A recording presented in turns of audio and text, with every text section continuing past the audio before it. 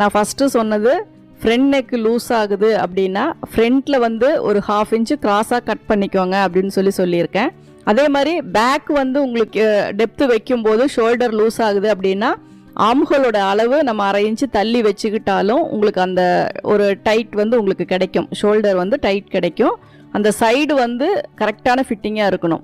ஆம்ஹோல்லேருந்து கீழே இடுப்பு வரைக்கும் லூஸ் வராமல் இருக்கணும். நல்லா டைட்டாக பிடிச்ச மாதிரி இருந்துச்சு அப்படின்னா உங்களுக்கு அந்த ஷோல்டர் லூஸ் வராது. அதே மாதிரி உங்களுக்கு ஆம்ஹோல் வந்து ரொம்ப டைட்டாக இருந்தாலும் உங்களுக்கு ஷோல்டர் லூஸ் வரும்.